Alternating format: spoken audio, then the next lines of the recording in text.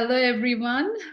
Welcome to our first YouTube live. So, welcome to our Gift of Health Tuesday Total Wellness Chats. And we are so excited to get this started today. I know this is our first session. So, from now onwards, we are planning to have this Gift of Health Total Wellness Tuesdays. So, welcome, everyone. So, for those of you who are meeting us for the first time, I'm Dr. Shobha Rayapudi, and this is my lovely husband, Dr. Arjun Rayapudi. So, both of us, we co founded Gift of Health. At Gift of Health, we actually help people struggling with chronic conditions, including but not limited to heart disease, high blood pressure, diabetes, and all the chronic conditions that you see nowadays. So, we help them people who are struggling with those conditions to break free from those diseases, reduce dependency on medications, and have more energy through better food and lifestyles. So both of us are both certified lifestyle medicine doctors, and we are so excited to have you guys here. So let us know where you guys are joining from, and we can't wait to begin this exciting journey. And as we said, this is our first YouTube live, and we will be holding this YouTube live every month. So every fourth Tuesday of every month is where you can have this YouTube live sessions, and you get to ask questions. So we made this session freely available for you guys so that you guys can come in and ask any health related questions. And for this wellness chat, we will be bringing in experts, and you will get to see not only us, but renowned speakers and experts on this field. But today it's a very exciting day because I have Dr. Arjun Raipudi, so speaking on a very important topic. So today we are going to address acid reflux because Hello, everyone.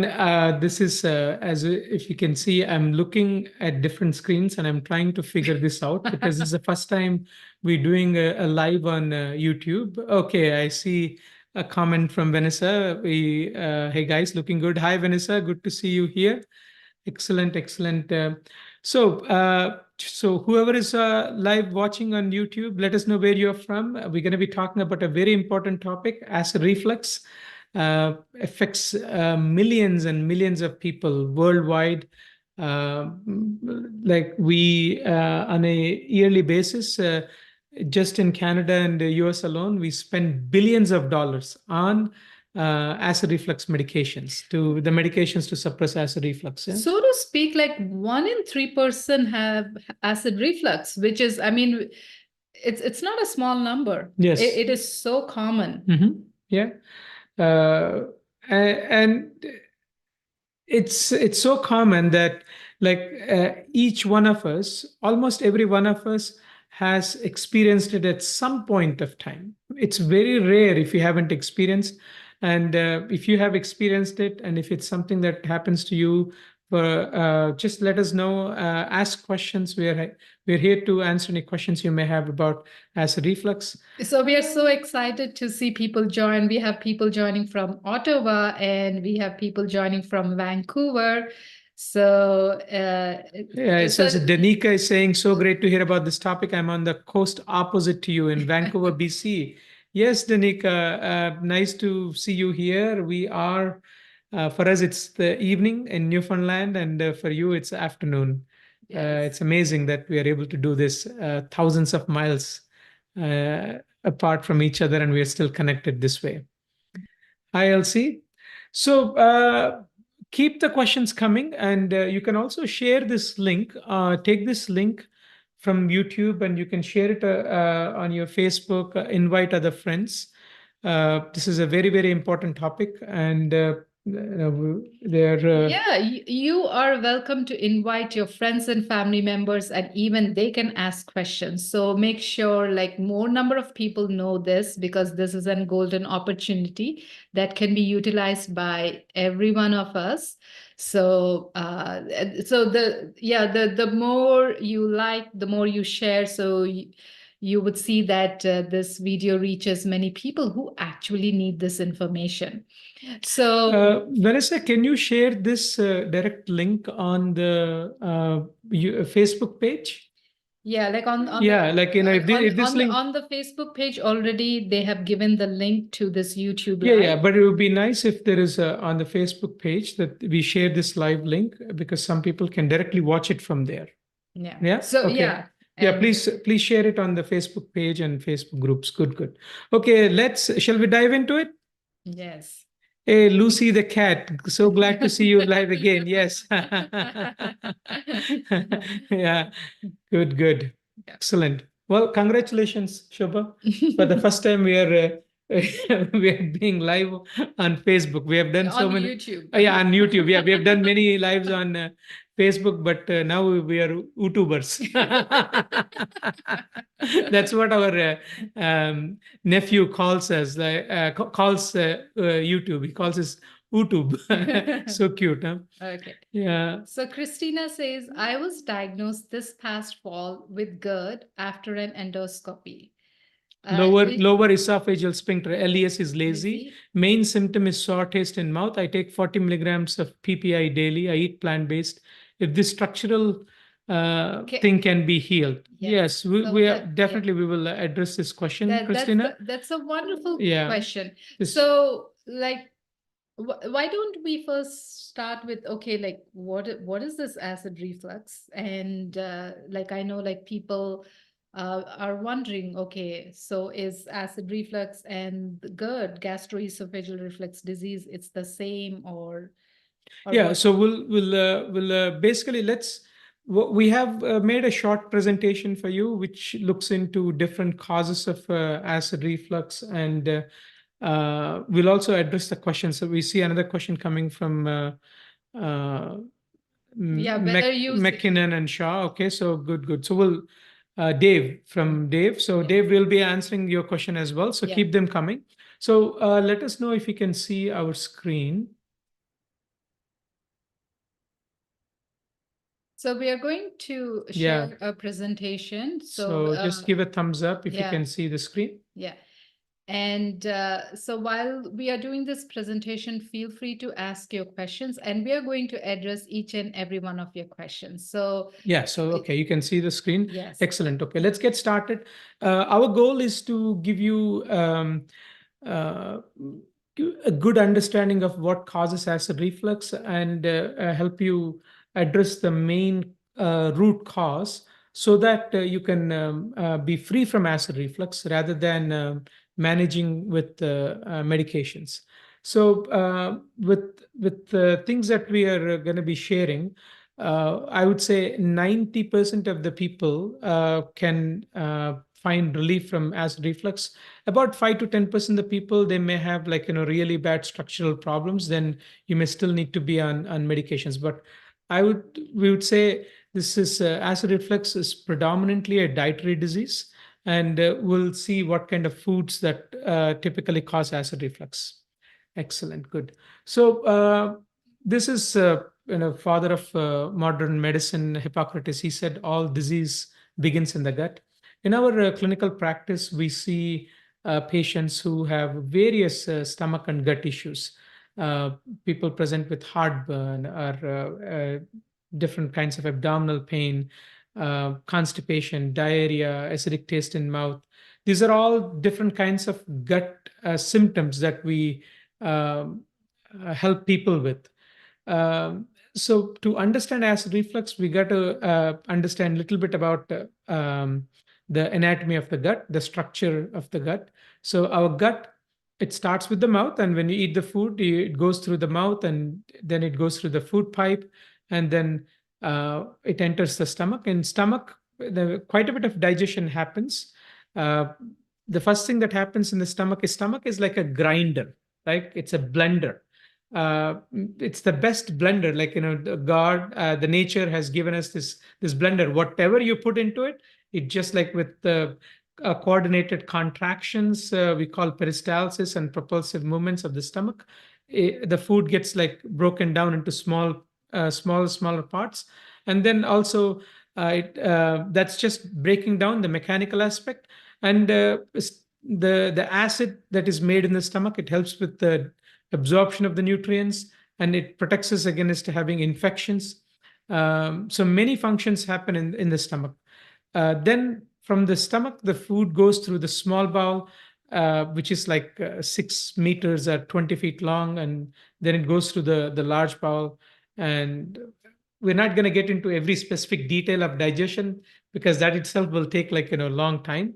But this is a one long tract starting from the mouth, uh, then going through the esophagus, stomach, and small bowel, large bowel, and then rectum and the anus. So our gut has only two ends. One is the mouth end, and the other one is the butt end.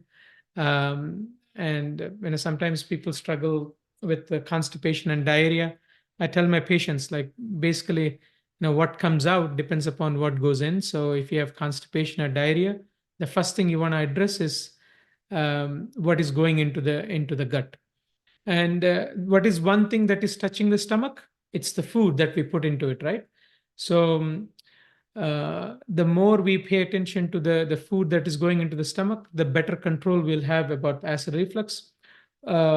You might have experienced, or you might know someone who typically experiences acid reflux. Acid reflux can present as heartburn, acidic taste in mouth. It can present as pain in the lower chest area. You may be unable to sleep because the acid is coming up and burning the back of your throat. Some people experience some changes in voice because of constant irritation of the vocal cords with the acid. And it can also present as people who have asthma getting worse. So there are many ways acid reflux can present. So when we say acid reflux, if it is happening every now and then, that's like, it can happen occasionally. If it happens once in a while, you could just say acid reflux. But GERD, you might have heard GERD, gastroesophageal reflux disease. GERD is a term that we use if somebody has recurrent acid reflux on a regular basis, and then they are experiencing one, two, or more of these symptoms.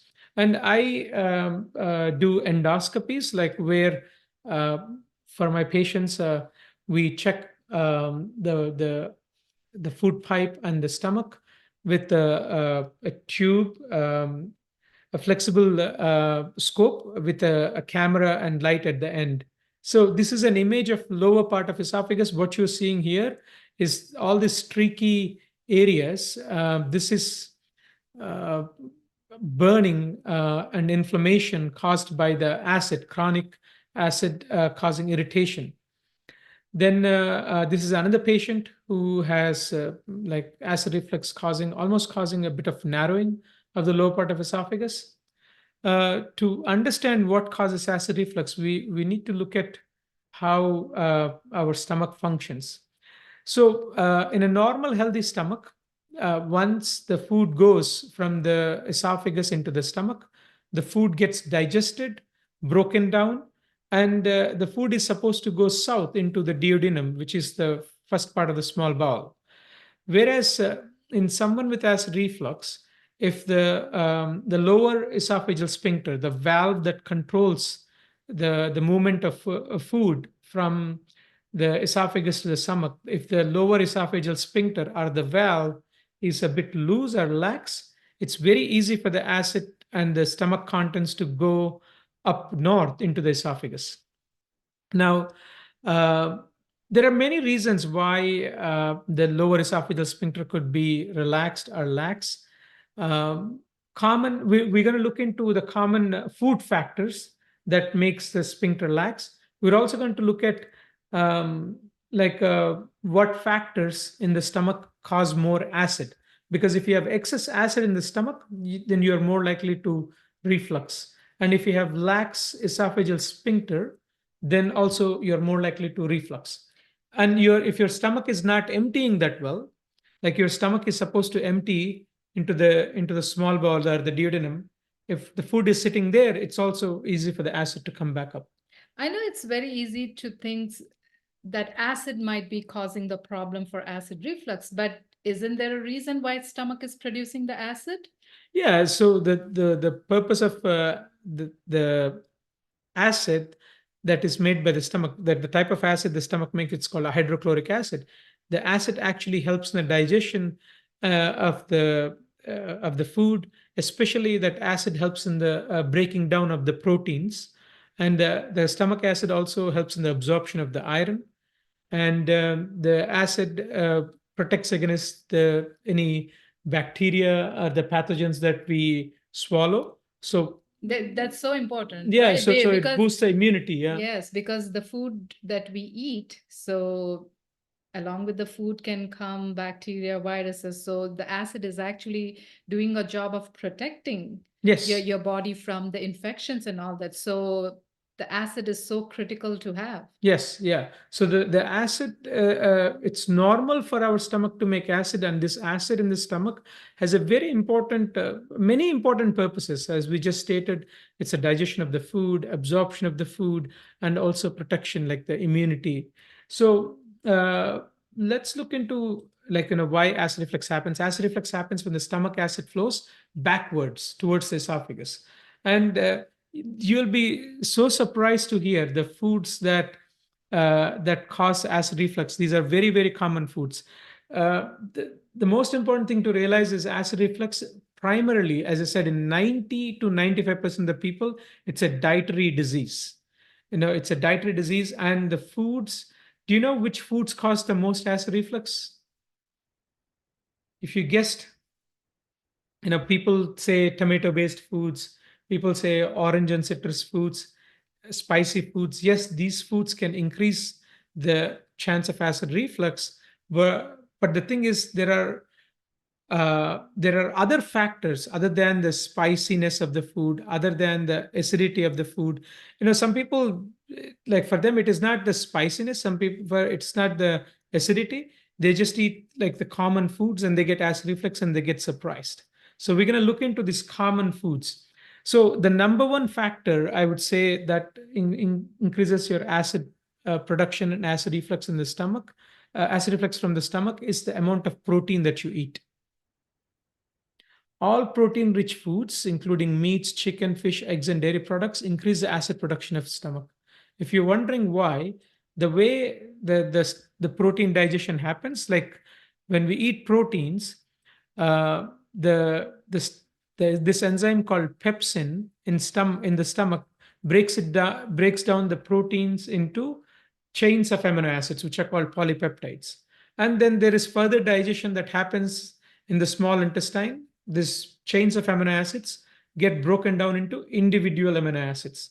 So a very, very important part of the protein digestion is breaking down the proteins into polypeptides, which are chains of amino acids. This step is done by pepsin, and this happens in the stomach. The thing is, this pepsin is made in an inactive form. It is not made in a functional form. It is made in an active form called pepsinogen. And for the pepsin to be active and do its job, the stomach has to make acid.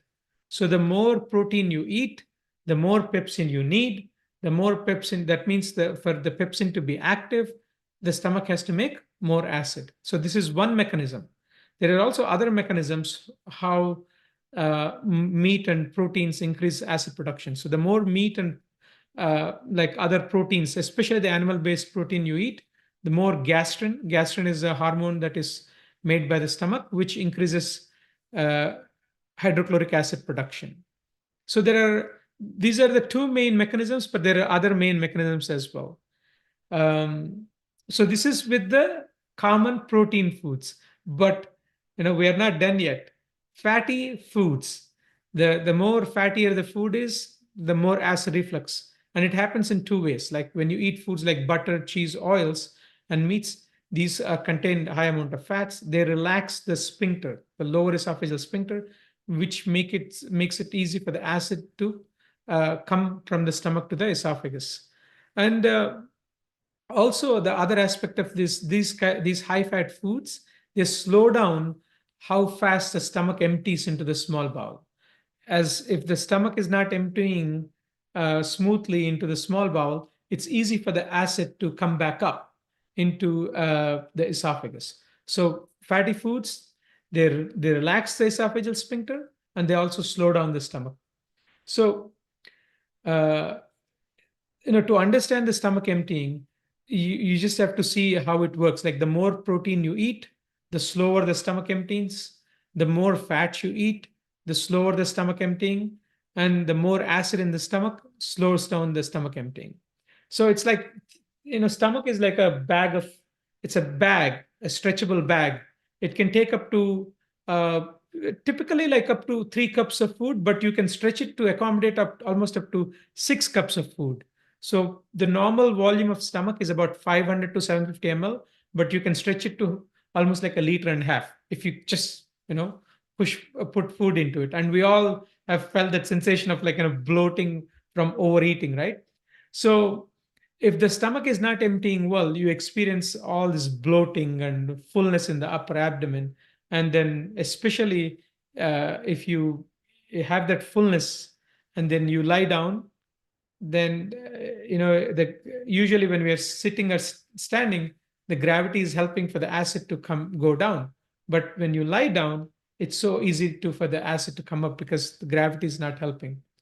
So these are the main food factors, right? The high protein diet, or especially the amount of animal protein you have, and the high fat diet, it increases the acid production in the stomach. That includes fried foods, right? People typically love fried foods. The more fried foods, the Mary Browns or KFCs, like chicken wings or fries you eat, the more acid reflux you're gonna have.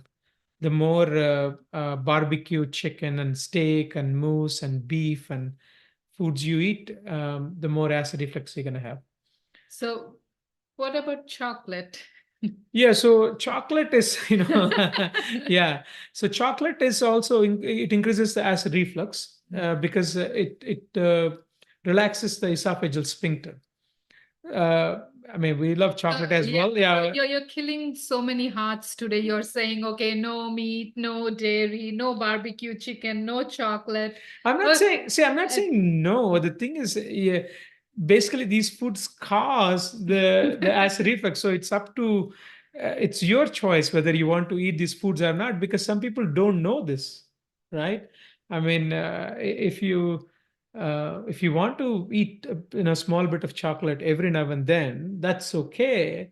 Maybe once in a month, or once for Christmas or something. If you have a piece of dark chocolate, that's fine. Or even better are if you want to have chocolate recipes, the recipes that have chocolate in them, go to our website, Giftofhealth.org.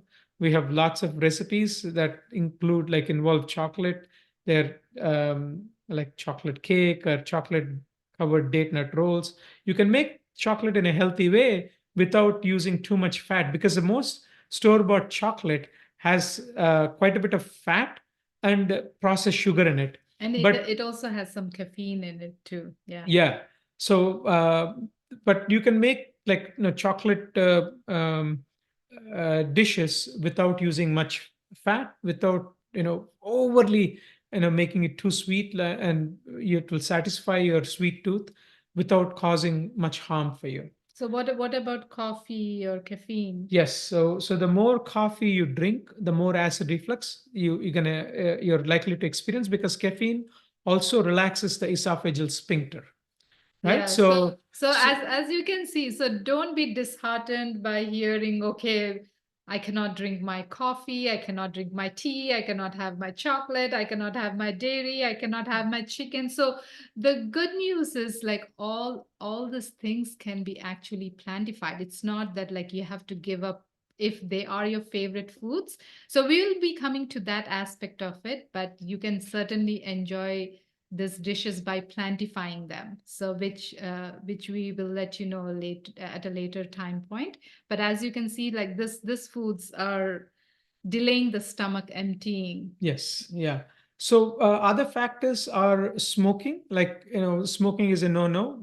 Many people don't make the connection between smoking and acid reflux. Everyone knows that smoking is not good for your lungs. It can increase the lung cancer. You can get COPD or heart disease and all. But even before all those things happen, people like who are who smoke on a chronic basis, they have increased acid production. And I see almost every clinic, I see patients who are chronic smokers with quite a bit of upset stomach, acid reflux, and stomach ulcer. So um, it's uh, one habit that you really want to uh, get away from, smoking. Then I mean, I think people will stop leaving this live now, like, because we said coffee increases acid reflux. Now what? Alcohol? Yes, don't shoot the messenger. We're just, we want you to have the real the information based on the science, like alcohol, whether it is wine or beer or rum or whiskey or Newfoundland favorite like Screech, whatever alcohol it is, it increases acid reflux. Like, because alcohol itself, it relaxes the esophageal sphincter, it causes bloating.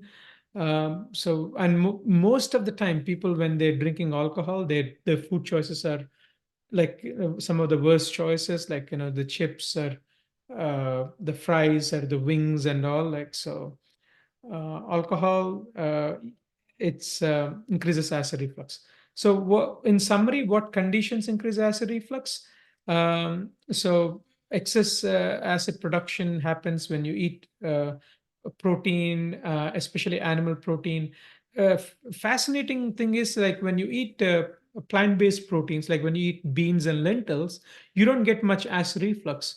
Or whole grains, you don't get much acid reflux, because the more fiber you eat, the less acid, like less acid reflux. So fiber rich foods have shown to decrease acid reflux. Fruits and vegetables and even whole grains and beans, they decrease acid reflux because of amount of fiber, phytochemicals, antioxidants. Other conditions that create acid reflux are slowing down. The things that slow down the stomach are the fatty foods, and if you are overweight, that itself puts pressure on on the stomach. That increases acid reflux by relaxing the esophageal sphincter as well. So if somebody has a hiatal hernia, which is a hernia happening because of the opening in the diaphragm is stretched, and it's easy for the upper part of esophagus to slide up into your chest. So if that happens, it's easy for the acid reflux to happen. And then we already touched about the alcohol and caffeine and chocolate. Yeah. So what is the common thing that you receive when you go see your doctor, that and tell them that you have acid reflux? You are put on typically on medications, right? And the most common medications are the PPIs, which are proton pump inhibitors. You might have heard the blue. People say, "What pill do you take?" They'd say, like, I take the blue pill, the red pill, or the purple pill. Um, so, yeah. So the thing is, you might have heard like Nexium or Omeprazole or Losec or Prilosec or Prevacid, all the common brand names, even the new ones like Dexilant.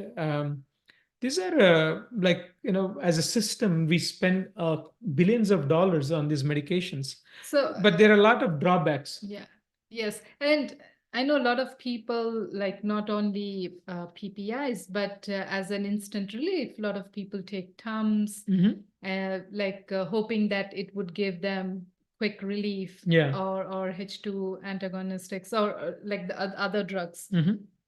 Yeah, and these medications have side effects, right?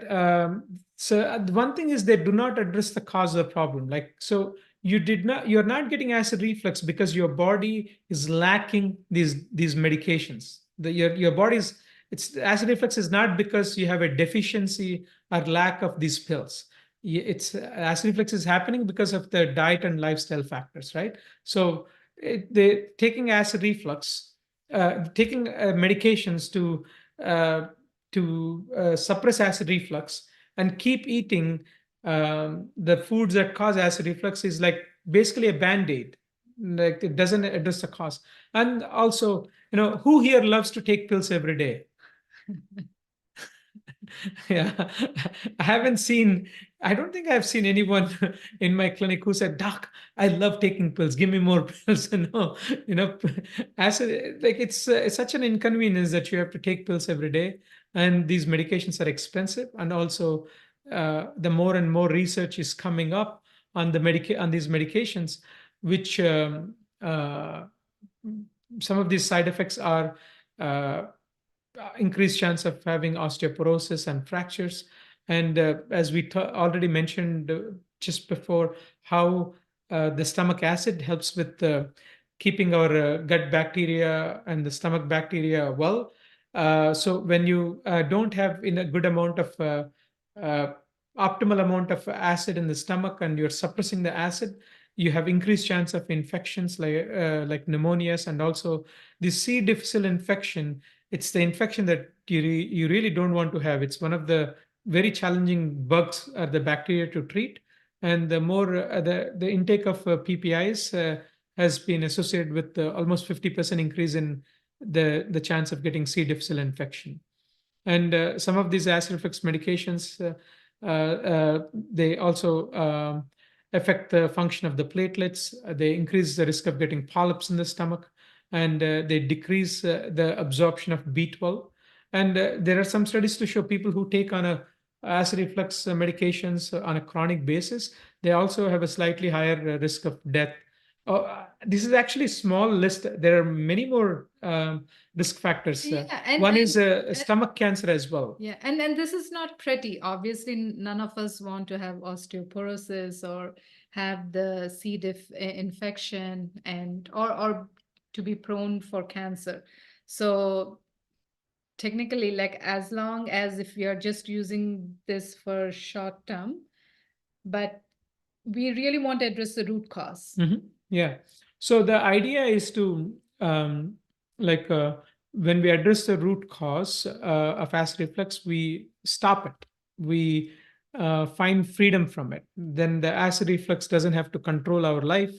Um, you are able to, when you address the cause of the acid reflux and make the changes, lifestyle changes, then you get freedom from the, not only from the medications, from the disease, and you start to enjoy the foods that love you back. So technically, like what you're saying is acid reflux is part because of the lifestyle that we're living nowadays, Yeah. and part it's because of the diet that we are eating. As we said, like Yeah. 90% is diet. Diet. So like if we can address the diet and lifestyle, then we can actually address the root cause. So Yeah. so what about diet?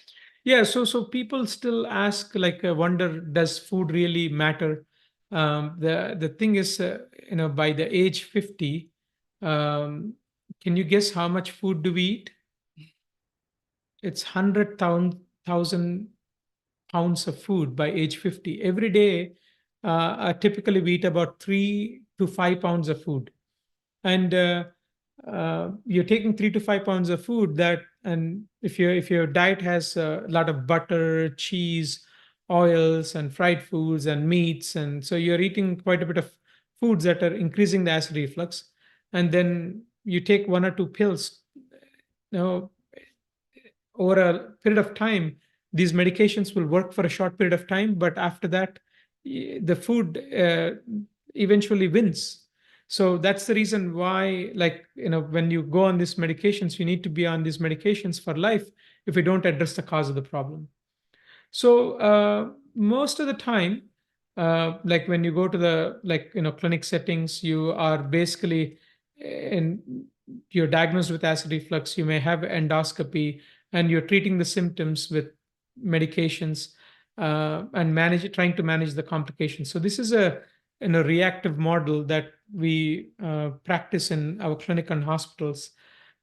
Unfortunately, um, it's a kind of like a sickness care, that we take care of sickness, but we call it as a health care. Like we're, but what we found at Gift of Health is basically, if we understand the disease, why it happens, like we educate ourselves, and we show our students who uh, gift of all students how to develop these skills, like to change their diet, how to cook, how to shop, how to read nutrition label. Different skills are needed to make diet changes. It's not easy to make the diet and lifestyle changes, and you create a supportive environment around you, it becomes easy for you to change, uh, make a change, and also sustain a change. You also, it's huge, like that you need a good circle of support to sustain a diet and lifestyle change.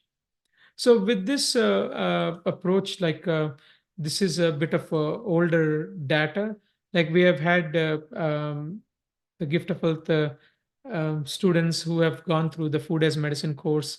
Um, le- like, let's see, I'm just gonna get of this 96 people had acid reflux, and when they switched their diet, um, 90% of them, they had either found total freedom from acid reflux or have been able to reduce medications to that they were taking for acid reflux.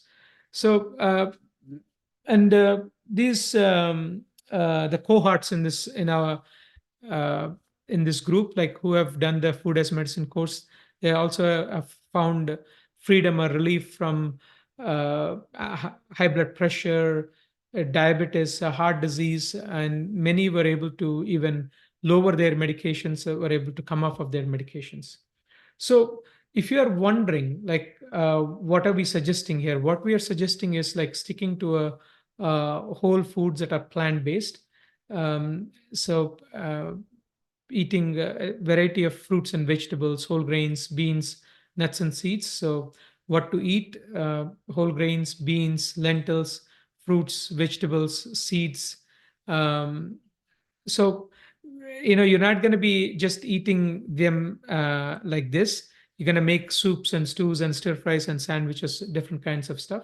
And what you want to minimize intake is meats, including chicken and fish, dairy products, oils, processed foods, hot and spicy foods, habits like smoking, soda, coffee.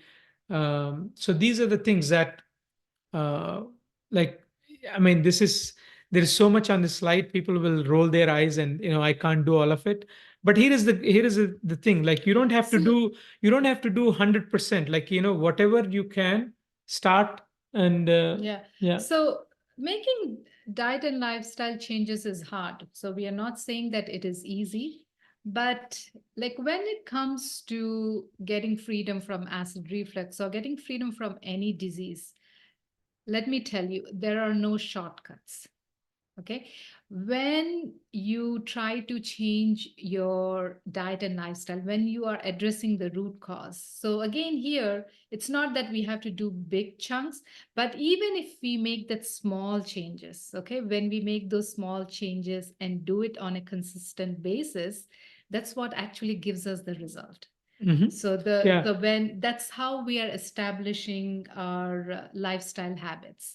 So here also it's not that like you, let's say if you're wondering, oh my god, do I have to give up my drinking, smoking, alcohol, do I have to give up my coffee, my chocolate, do I have to give up my favorite foods, meat, burgers, chicken? So what you can do is you can start small, right? Like you can give up the things that are easier for you first. Yeah, Right. rather than actually, think just a, one thought change, right? Rather than giving up, like, if we look at as what is it that you can add, what is that you already enjoy, like, if you like having fries and burgers or pastas or lasagnas, all these foods can be, you can enjoy all these foods with the, healthier ingredients. So you, if you feel like anytime, oh, I can't give up the, this and this and this, but like, you don't have to give up pretty much any of Yeah. your favorite foods. You can plantify Yeah. And as Lucy says here, I did the program over 2.5 years ago and I highly recommend it. Definitely improved my reflux and other health issues. So if you guys are wondering, so we do help people. So we do help people to make their dietary and lifestyle changes so that they can get freedom from the diseases that they are struggling for. So Lucy is talking about the one of the program that we offer. We are so happy for you, Thank you. Lucy. Yeah. Congratulations! And 2.5 years ago you did it, and it still improved your acid reflux and health issues. That's great. Yes. Awesome, awesome. Yeah, Vanessa is saying that she did a weekend course and threw away my heartburn pills by Sunday. Yeah, congratulations, Vanessa. Yeah. Yeah. So this is like a lot of people when they think of acid reflux, the typical things that come up is spicy foods and hot foods, right? What Yes. we found is actually people who went through the Gift of Health program, they were able to even enjoy the spicy foods, like not like really really hot foods that we are saying, but all the kinds of different kinds of spices, it doesn't bother them that much, because even the spicy foods, what the typically the way most people make spicy foods is putting a lot of oil and fry stuff, and that's yeah. So there are a few things here. I know because we got also one of the questions. So like if I'm eating spicy foods like cayenne peppers or jalapenos, like is it going to increase my heartburn? So like as you can see, it's not because of the spicy food, but let's say if your gut is not healthy and if you're experiencing pain or heartburn because of the lifestyle or the diet you're eating, obviously you will experience this symptom in greater manifestations. So you might feel that the spicy food is aggravating, but once your gut has healed, you would be surprised to see that actually you are able to handle these foods. You're able to Yeah, handle the spicy foods so we are more, not and people like who were not able to eat tomato based foods earlier, they're surprised to notice that they are able to handle it more. So here what we want to do is we want to give the chance for our gut to recover first. Obviously, like we want uh, f- the first thing that needs to happen is you want your gut to be healed from acid reflux. You don't want to be getting those acid reflux or heartburn symptoms. So that needs to be addressed. And just medications are not going to address the problem.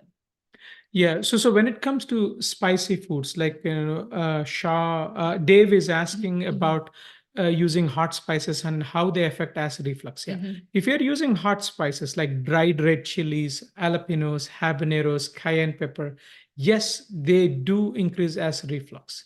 But if your diet is mostly plant based and you use a small amounts of it, we have seen people are able to enjoy these spicy stuff as uh, spicy stuff, and tomato based foods, and the citrus and orange based foods, all these things we have seen people who have switched to plant based eating able to enjoy all these foods that are typically are avoided when someone has acid reflux. Yeah.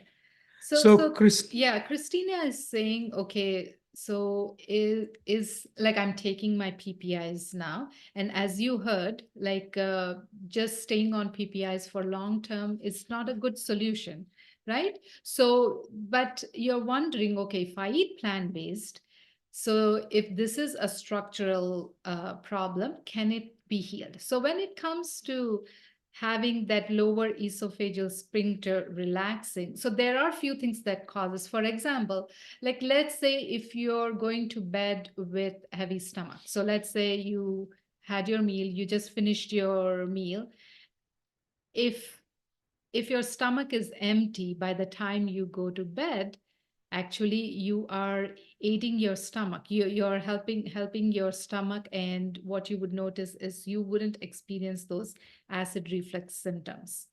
So one small change that can be done is at least having your last meal or evening meal at least 3 hours or 4 hours before you go to bed. yeah, so Apart from that, so if your lower esophageal sphincter is lazy and you're still taking PPIs and you're eating plant-based, so one thing I would suggest is like you have to look at um, the fat content of the plant-based as well. Like just because something is plant-based doesn't mean it's not gonna cause much acid reflux. Like if your diet has like too much oil, like even a lot of people who eat plant-based eat any oil in the diet. Like the more oils you eat, fried foods, and plant-based can be fried as well. So it's very important to avoid oils. um, that's one thing. And then Go ahead. yeah.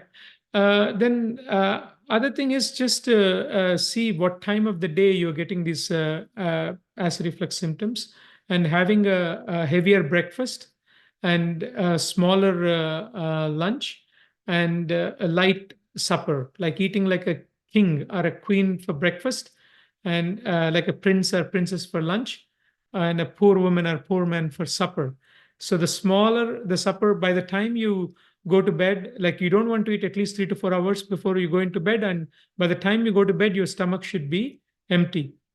So technically, like what we want is we don't want the food to be sitting in the stomach for a long time, or we don't want to slow the emptying of our stomach.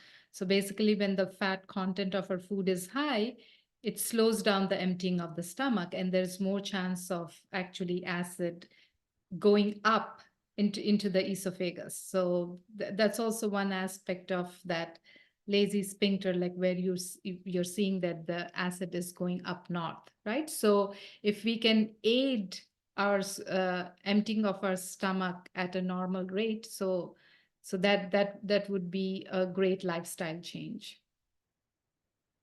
Yeah.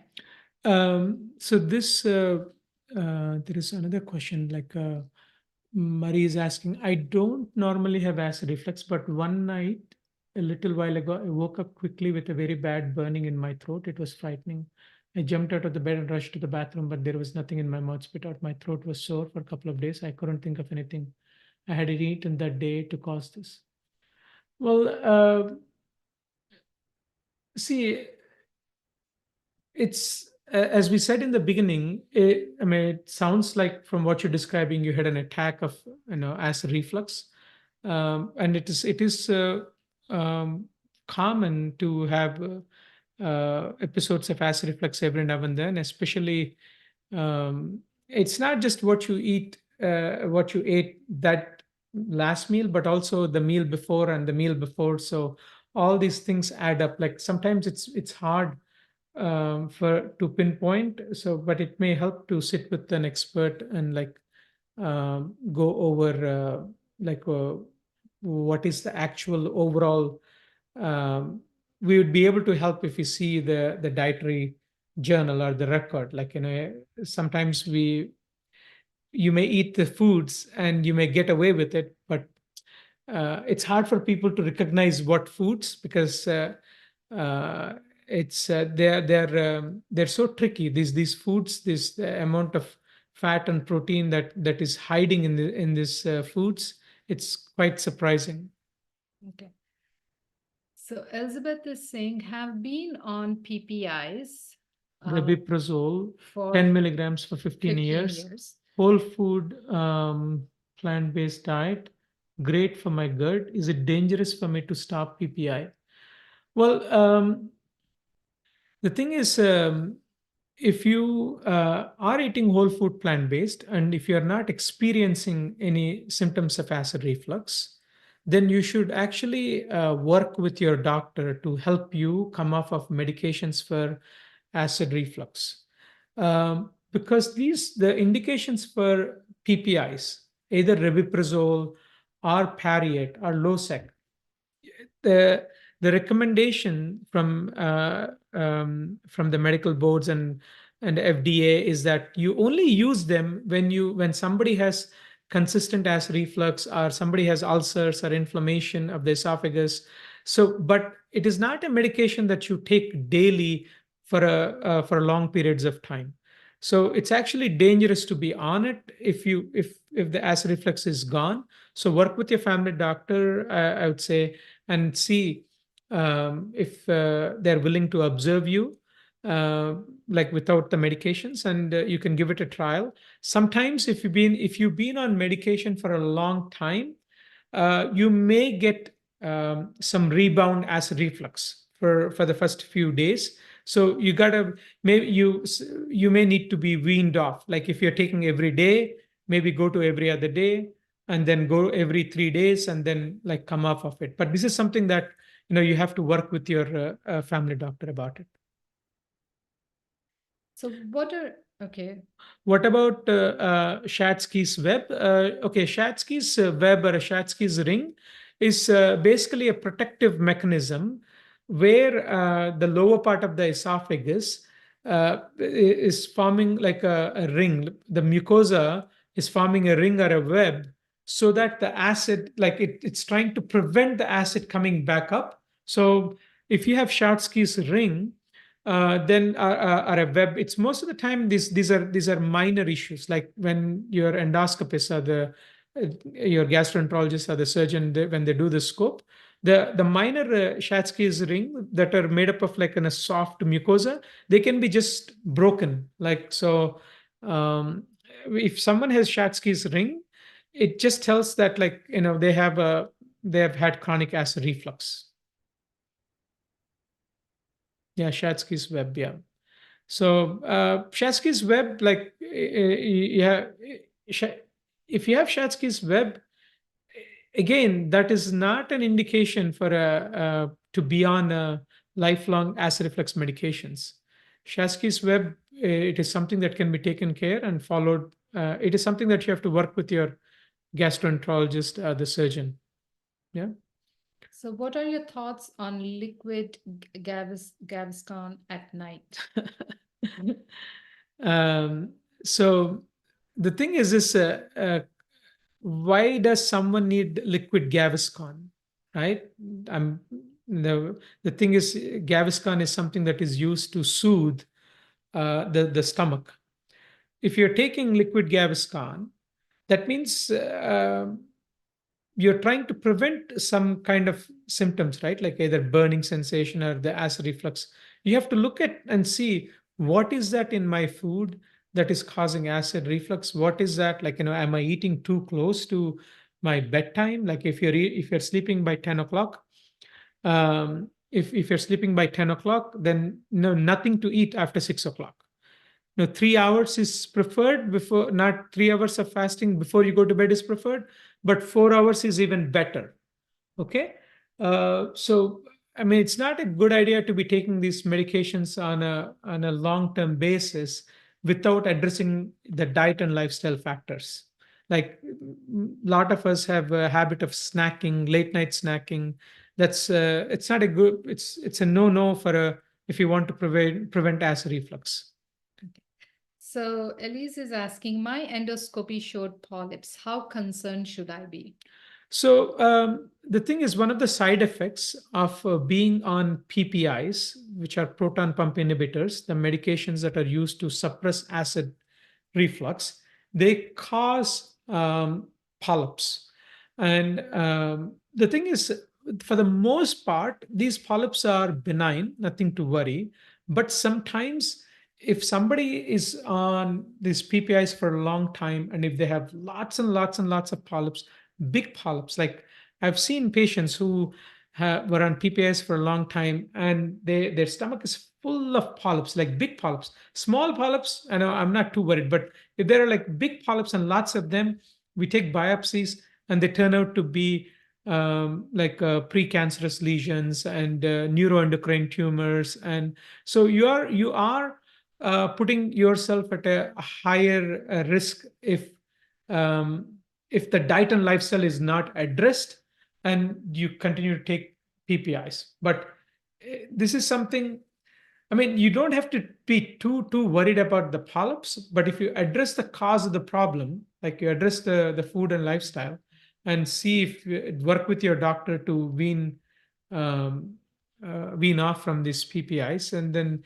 these polyps, sometimes I've seen they just regress, they go away. Yeah, lots of good questions, huh? Like, let's see.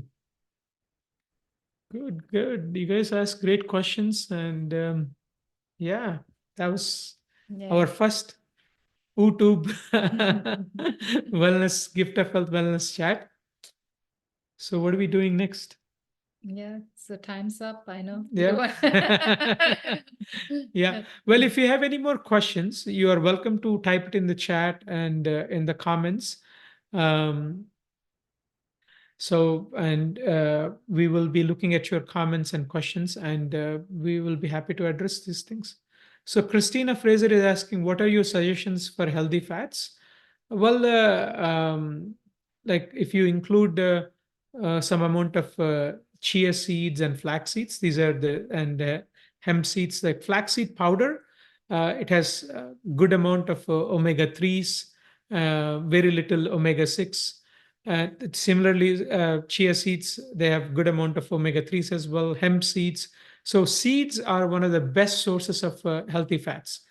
After seeds, I would say using a small amount of nuts like almonds or walnuts or pecans or cashews, small amounts, because the problem with nuts is it's very easy to overeat on nuts, right? Who doesn't love nuts, right? Like, you leave a bottle of cashew in front of me, I could just finish it off, and I don't know. I look around like, how it disappeared, right? So nuts are easy to overeat, but nuts are healthy, like, especially if you do eating the nuts in a raw form or soak them. But dry, like roasted nuts, roast them in oil, a lot of salt and sugar, and like chocolate cover almonds. These are not so healthy choices. So one is seeds, then nuts, avocados. Like, it's so versatile. You could do a lot of things with avocados. We have a salad in the evening almost every day, and we make salad, this beautiful salad with like romaine lettuce or spinach and carrots and zucchini, peppers, and you name it, whatever is in the fridge, like cauliflower, broccoli, and avocados. um, and typically we have it with some Indian. The beauty thing about Indian, like the way Shobha cooks, is the Indian curries, they act as a good dressing, so we don't even have to put any dressing. So you can use avocados. Yeah. So, Elizabeth is asking, any thoughts on raising the head of your bed for upper esophageal reflux? Yes, it helps. Like, it won't hurt. Research shows that if you raise the head end of the bed by 3 to 4 inches, not just by pillows, you have to raise the bed. You have to put something under the head end of the bed, like bed frame, and lift the whole bed, the head end of the bed up. And then research shows that it will help. The gravity will help for the acid to go down. But all these things are actually secondary to your diet and lifestyle change. Yes, you can do all these things, but diet and lifestyle is the most important thing. Elsie says, thank you. Thank you, Elsie, for joining us. Linda, 1 hour well spent, education, good, good. Very comprehensive presentation. Thank you very much. Thank you. We love your comments, and we are so grateful that you chose to hang out with us and spend this time with us. So keep your questions coming. Anything that you would like us to discuss, we'll be happy to do. Now we know how to do the YouTube live. We'll yeah. So we'll answer your questions, and also, help. Happy to help you in any way. Yeah. So next month we have a very interesting topic. Like February is the month of Heart Health Month. So we are bringing in experts and we are having an interesting discussion. So as we said, this is held every fourth Tuesday of every month. So again, so the next session, and these sessions are monthly. So next session, like we are having a very exciting session. So stay tuned. Like we will be covering little bit about dairy and like what you can do actually to like if you're fond of dairy, what are the interesting things that actually you can do so that you don't miss the dairy. So, because when it comes to heart health, you obviously want to avoid saturated fat and everything. So, we are going to have a very interesting discussion and a wonderful expert coming in. So, tuning in for that session. So, make sure you let your friends and family members know and join in. And as I said, you guys get to ask questions and uh, you can talk about your health issues and get your questions answered. Okay, so thank you so much for tuning in. Thank you for your time, and we will see you next month. Bye Adios. bye.